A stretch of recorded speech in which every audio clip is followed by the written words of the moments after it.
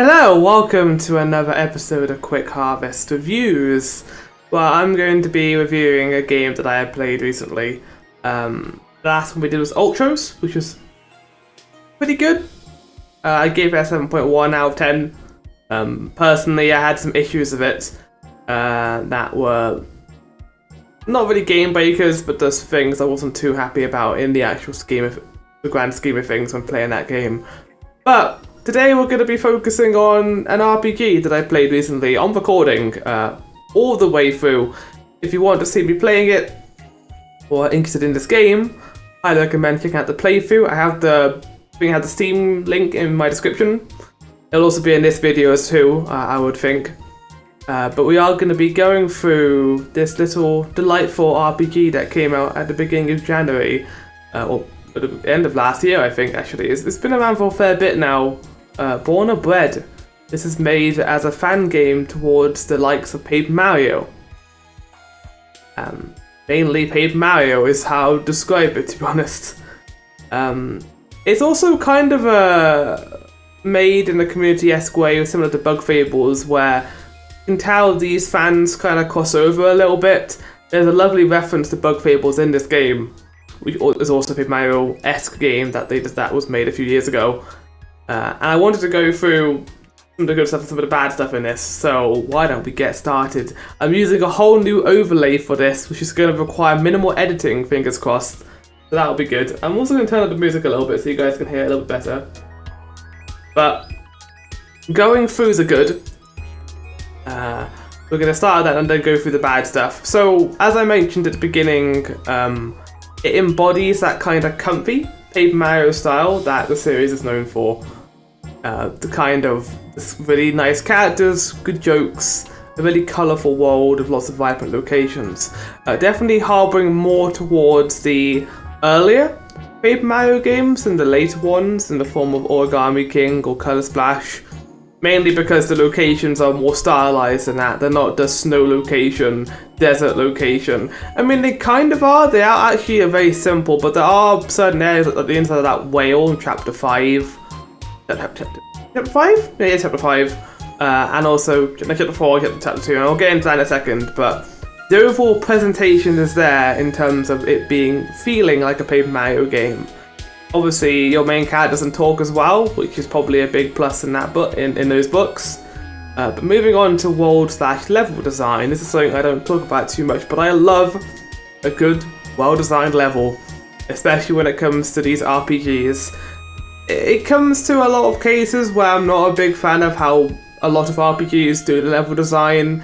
Usually feels like the random encounter aspect of it usually does not blend well with the actual areas themselves, how big they are, how long they can take to get through, especially older RPGs which haven't really learned the nice fine groove in between there. But this game understands that. It takes a lot from Paper Mario, but also takes out a lot of the annoying elements of games like Thousand Year Door and how big and long those areas are. There is some admittedly longer places in this game, but I do especially enjoy how Chapter 2 and 4 are designed. That being the enormous mountain temple you go to in Chapter 2 and descend down through the floors that haven't been explored or been through in like many years. And then in Chapter 4, you go inside a giant bizarro whale that is like metal pipes and weird machinery inside of it. It's very strange. Reminded me a lot of Monstro from Pinocchio, and I guess Kingdom Hearts as well is probably the big comparison, I'd say. But level design and world design is fantastic. Definitely, I would say, my biggest favourite towards this game. Even the hub world too, really well designed in 3 sections. The actual castle town being divided into lower, middle and high town. Good idea. Lots of shops you can go to, and the fast travel when you do get it does work quite well. So yeah, massive plus in my books in that regard. And kind of leading on from that, alongside the impressive world design, the characterization is also impressive because I think the devs fully understand the task they were given with this. They were making a Paper Mario fan game, and because of that, they didn't want to go into I don't know, Octopath Traveler levels of character depth. If these games do have a lot of that character depth, it's simple but effective. The characters are not these edgelords who've been through 15 village burnings of their childhood home, or some form of villainous backstory that is traumatic. There is some deeper stuff, darker elements to the story, but for the most part the game keeps it very simple with its characterization, which I do enjoy immensely. So thumbs up in that regard. Lint, Yagi, Chloe, and our fourth Pirate member I've forgotten the name of, and I apologise for that. I'm doing this a fair bit after I've played the game. The episodes are still coming out as I'm making this review. This is going to be like an addendum to the final episode. But yes, they are all very good characters. I've been enamoured by FF7 Rebirth recently, so I haven't had a chance to make a proper review for this. But I'm going to do it now, so it's done, and I can look back on it with fond regards. But yeah, characterization, even the villains. There were some villains, actual crazy people in this game, but they usually had enough backstory to make them interesting, but not too much where kind of drags the whole pacing and tone down a little bit. I would have liked a little bit more. I mean, I'm always fine with a little bit more characterization, but for the most part it works for what the game is. It doesn't go too far risky with it, but it plays it mostly safe, which is fine. A game is allowed to play it safe occasionally, especially a genre like this that isn't really been developed entirely yet. Paper Mario has always been tricky to do right. And this game, I think, out of all the fan games made of it, or derived from it, I think this is it the best. At least it's my personal opinion, but that's besides the point. And that leads on to combat elements. The premise of the battle is similar to Paper Mario in the aspect that you have an audience, but unlike that, it isn't a stage audience, it's a live streamed audience.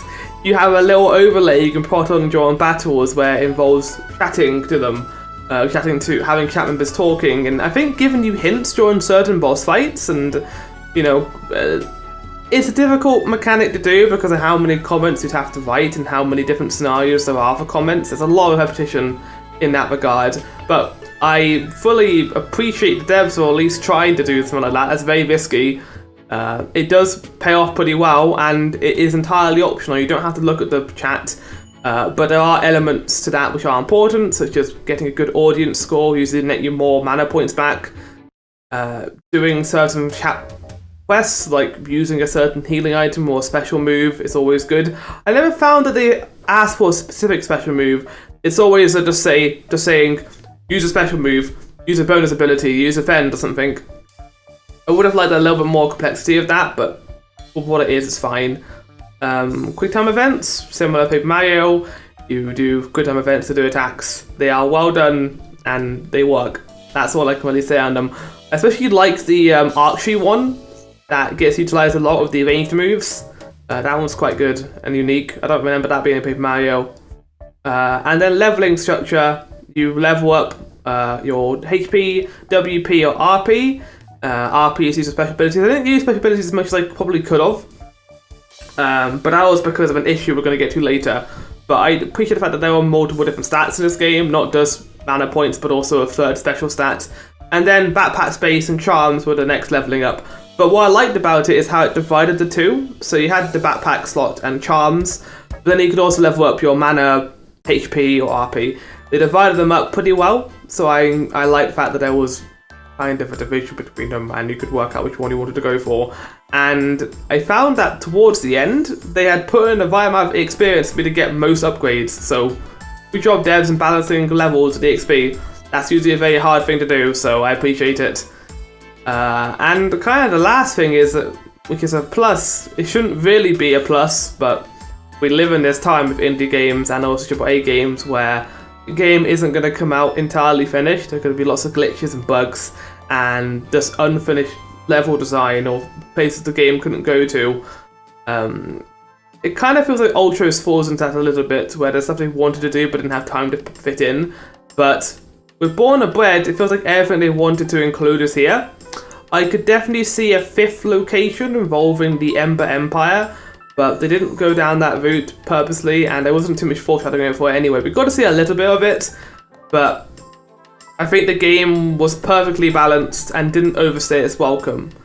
Towards the end, I was definitely feeling it dragging on a little bit, but it didn't feel too bad, and I liked the fact the game just had a nice, swift final chapter, and that was it.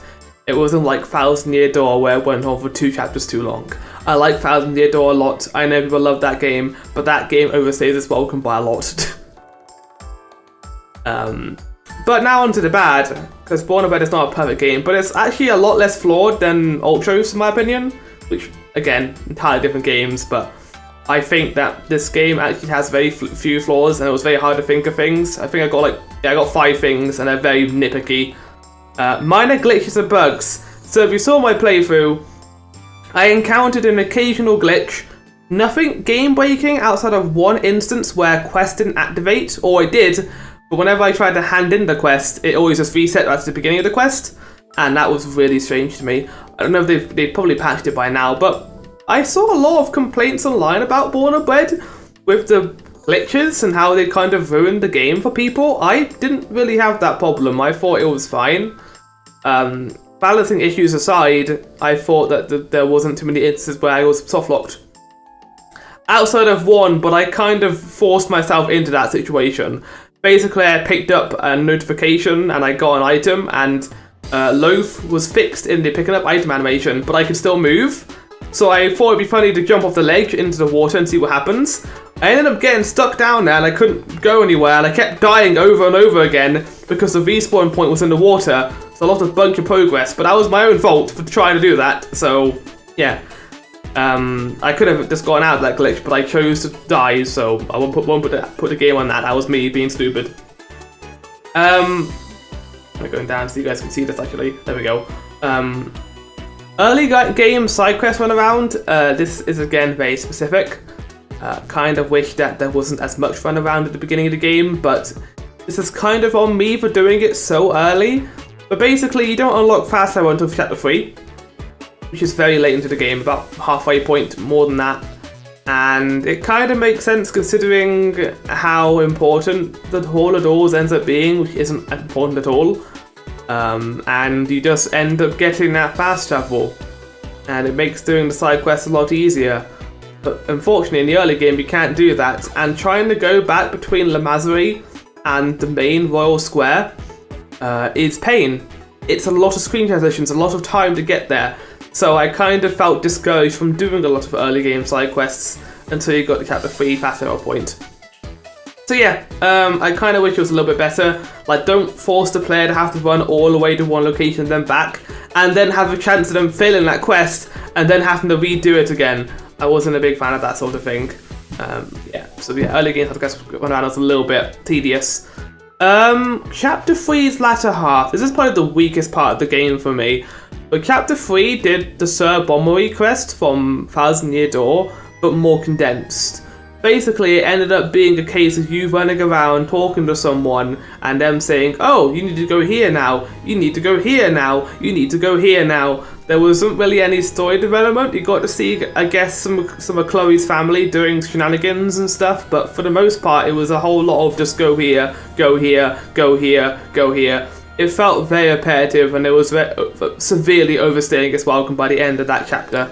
But to be honest, the rest of the chapters are fine. Fine is the way I would describe them. Not incredible, but fine.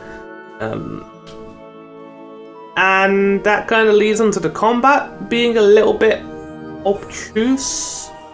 And I would actually describe it as obtuse, but a scaling. The combat is unbalanced. The EXP system and the points you get from it do feel balanced, but the combat itself, a little bit on the easy side. Well, I would say that, but there are points in the game where the game spikes in difficulty. Like when you first enter the whale in chapter 4 and when you first enter La Mazerie in chapter 2, the game just like skyrockets in difficulty. It becomes pretty hard again. But for the most part, it just is very simple, and you're not going to be dying in combat with all the items you get. That is also me doing the side quests and getting all the items from that, but I kind of still wanted a little bit of a challenge from it. Not massive, it's still a kids game after all, it's still Paper Mario-esque, it doesn't need to be incredibly challenging, but I don't know, a little bit of resistance would have been nice, especially in chapter 5, where it was still Chloe just wrecked shot because of her ice abilities against fire abilities. Final thing is the little diversity of charms. There was like, I think 4 charms in the whole game that I liked, and the rest were very repetitive. It was like you get more HP in battle, you get more RP. I kind of wanted a little bit more flavor in that regard. The good thing is, this game actually rewards you quite a lot for exploration, a lot more than other games do. It gives you, when it can't give you like a good item in battle, it gives you cosmetics or a new color palette for the character you have with you. It works quite well. I will say the game's like whole collectathon system works really well for the game itself, but I kind of wanted a little more diversity of charms, like having a little bit more of complexity. It would then also help the combat a little bit, I think, having that complexity. I don't know, but yeah, so I found like the combat and the charms were the weakest part of the actual gameplay itself. And that kind of made the game a little bit easier towards the end. But it doesn't take away from my experience, really, because I wasn't really going into this expecting a massive combat challenge. It wasn't like Bug Fables, where the game was so difficult in spots that it really threw me off. So, good difficulty scaling, I guess. I prefer a game being, unfairly easy and unfairly hard. All I'm going to say is on that. And you've already seen the rating. But I have rated this game 8.4 out of 10. Remember saying that's a little bit high, considering a lot of these elements you're saying are fine. But to be honest, in terms of a Paper Mario game, you can go a lot worse than Paper did this one. You want to play a game that brings out the memories of Thousand Year Door or Paper Mario 64, play this. It's great. Worth your time, not too long. I think my playthrough was about 30 hours, or 20 to 30 hours, I'd say. It's really fun, characters are good, gameplay is simple, but if you're fine with that, then just jump right into that. I'm sure these devs are going to make another game out of this at some point. I can highly expect that they are going to do that. I'm looking forward to whatever they do in the future, but that has been Born a Bread.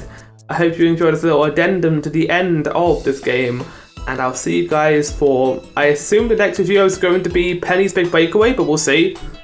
I was checking out a little bit of Dead Island 2, because I got that recently through Xbox Game Pass, and apparently I played a little bit of it. I don't know if I'm going to finish it, because I am struggling a little bit with the game itself, but we'll see. I don't have to finish a game for do quick comments on it. I can just finish it and I'd be like, well, this is what I thought of certain elements of what I have played. That might be the plan. I might also do a ranking soon at some point, but we'll see. But that has been the review. I hope you have enjoyed, and I'll see you for more Carlos reviews in the future. Goodbye.